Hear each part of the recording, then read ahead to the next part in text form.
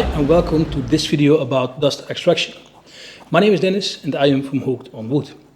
And recently I uploaded this video about what I called the best dust extraction for the average workshop. And when I read the comments, I got the impressions there were some misconceptions about dust extraction in general. So although I'm not an expert, I thought it could be a good idea to share my knowledge about this topic in this video. And after this video, I think you can decide which dust extractor is the best for your situation, what is essential to know when you design your dust extraction system, and how you can improve your dust extraction in general. But the most important is that you will get a better understanding of your dust extraction system. We need a good dust extractor for a clean workshop, and most importantly for our health. Fine dust is the biggest problem and can even cause severe health problems like cancer. And the most efficient way of dealing with dust is right on the spot where it starts. So to deal with this properly, we need good dust extraction. And there are two different kinds of dust extractors. That is the high volume, low pressure dust extractor. These are the dust collectors. And we have the high pressure, low volume dust extractors, which are the more common shop vacuums. So to visualize the difference, if we compare the two dust extractors with a ship, the HVLP dust extractor is a cargo ship with a giant propeller capable of moving massive amounts of water, and the HPLV is a speedboat with small propellers, great speed and acceleration. So two completely different products you cannot compare to each other. And you can understand that choosing the wrong product for your needs can lack efficiency. So these two dust extraction systems are pretty much apart. And when we talk about extraction for a small and hobbyist workshop, the ideal solution could be somewhere in the middle. And luckily dust collectors also come in smaller versions, and shop vacuums also come in bigger sizes. So they both move to the center. And that can make it a difficult choice for a hobbyist woodworker which one is the best in your situation. So let us zoom in on the high and low volume part of the two systems. If I blow at an object, it is effortless to move it. But it is much more challenging when I want to move it by extracting the air. And this is the situation with dust extraction. So the further away the dust part is from the source of the dust, the harder it is to extract it. And you need a lot of air volume for that. And that is what the high volume systems deliver. So a shop vacuum is perfect where the dust source is close to the dust port, like a sander, a router, a plunge saw, and basically everything with a smaller dust port. And in general, you could say that a big dust collector is the better choice when your equipment does have dust ports of 4 inch and larger. And the shop vacuum should be used on equipment with dust ports of 2.5 inch and below. But there are also bigger shop vacuums that produce more air volume, like this ChemVac, which somewhat extends the range of a shop vacuum, making this shop vacuum also perfectly capable on most machines with a 4 inch dust port and below. And that is why I think it can be a perfect solution for the average hobbyist workshop, because a high pressure extractor does have some advantages over a high volume dust collector. So I hope you are still here, because now we have come to the more exciting part, especially when you are interested in a dust collector or have equipment with 4 inch ports. If we look at a simplified dust collector, we have the air inlet, the impeller and the air outlet. And the impeller is responsible in first line for the amount of air that will get from the inlet to the air outlet. And the bigger the impeller, the more air it can transport. But if we reduce the inlet size, because we cannot compress air, the same size impeller cannot transport the same amount of air as with the bigger inlet. And that same counts for the air outlet. If we reduce the air outlet, we also lose the air volume we can extract. And this is imbalance. We cannot pull more air in than we can take out. So understanding this, we need to realize that in a dust collecting system, the air intake is not just the air intake of your dust collector, but the entire system connected to the dust collector, including your table saw or router itself, for example. The air outlet is mainly comprised by a filter. And the larger the size of the filter, the more air it can transport, and the longer it takes that it will lose suction when the filter becomes full. And this principle counts for dust collectors and shop vacuums. But a shop vac reacts differently.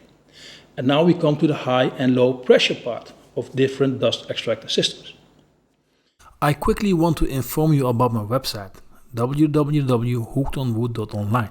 Here you can find all my shop improvement videos, including free plans, but also a ranking among all the products I tested with direct links to the products. So visit www.hookedonwood.online. Thank you. If we reduce the size of the air inlet of the dust collector, the big size impeller that runs on low RPM will not create enough pressure to extract maximum air when there is too much resistance. And the small fans on this Kerfmaker that runs on high RPM can create much more pressure and are not that vulnerable to resistance. And that is why you cannot use a dust collector with a small handle tool or a tool with a dust port of 2.5 inch and smaller. But also the duct system, adding a cyclone. The size and organization of your duct network is much more critical on a dust collector than on a shop vac. So if we talk about a duct system, what affects efficiency?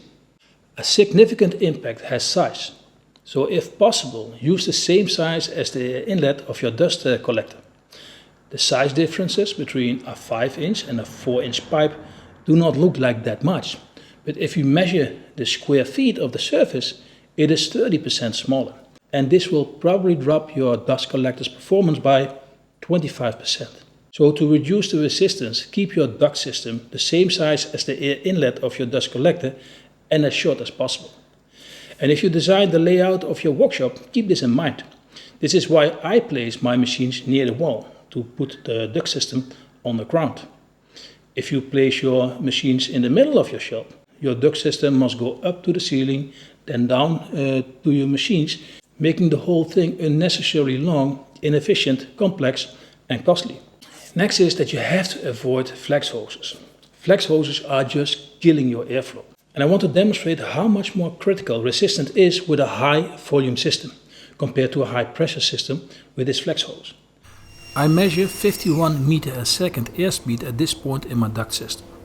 And when I place just 2 meters of flex hose on it with the same diameter, it drops to 40 millimeters a second. So this means a performance drop in the air volume of 20% just by adding 2 meters of flex hose. On my Kerfmaker, which is a high pressure system, I measure 23 meters a second at this point of my duct system. And when I place the same length of flex hose, you see it barely gets an effect on the airspeed.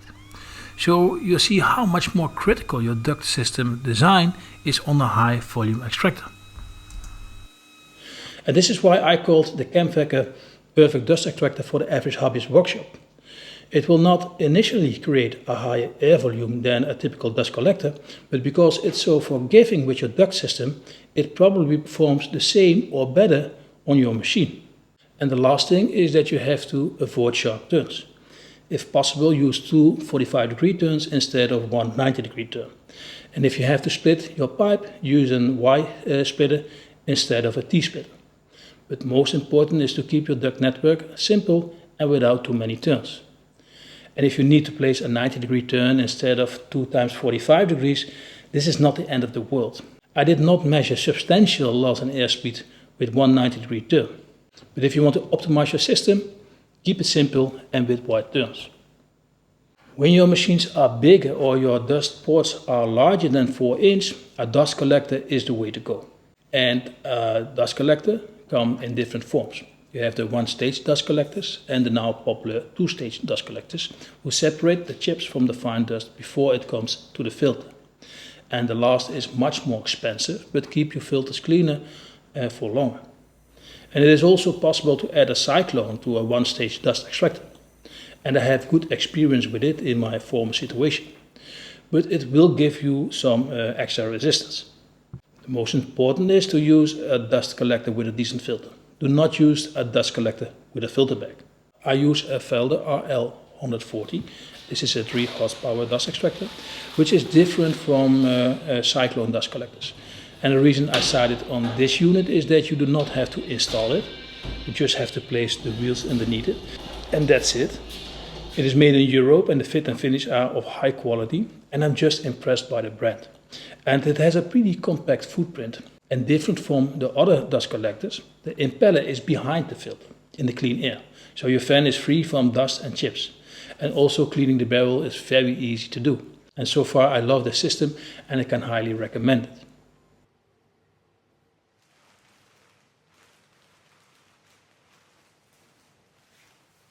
So how powerful should your dust collector be? Well, that also depends on your equipment. Unfortunately, not every piece of equipment tells you what these requirements are. The Felder products I have ask for 20 meter a second airspeed at the 6-inch outlet of the machine to work optimally. And I have a short and straightforward layout of my duct system, and even with my flex hose it's powerful enough.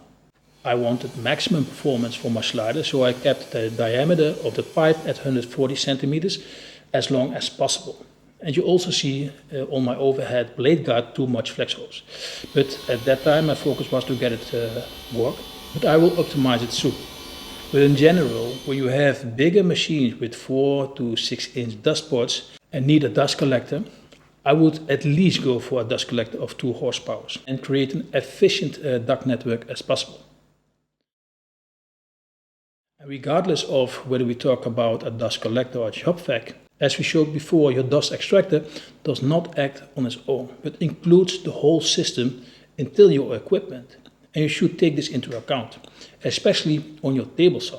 For good reasons, many of us use a zero clearance insert in our table saw.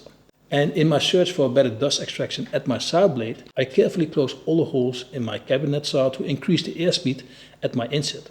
But what I did was actually create a big airtight cap on my duct system. And I know I'm not the only one who made or will make this mistake. So here I made a model that's supposed to be a cabinet saw. And I want to show you that if you carefully close all the holes from your cabinet in combination with a zero clearance insert, you kill the airflow of your entire system and nothing will happen. You need a hole in your cabinet to get the airflow. And if you combine this with an air inlet from above, in most cases you will increase the airflow even more. And I made a zero clearance insert with an extra air inlet to increase the airflow. And when I recorded the differences inside my cabinet, you see how much effect this creates. And that is why I want to emphasize that the effectiveness of your dust collector depends on your whole system, including your equipment. And the last thing I want to mention is that even with an excellent dust extraction system, you will not be able to extract all the dust at the source. Especially fine dust is harder to remove and will end up in your shop. And that is why I think you should also take care of air ventilation.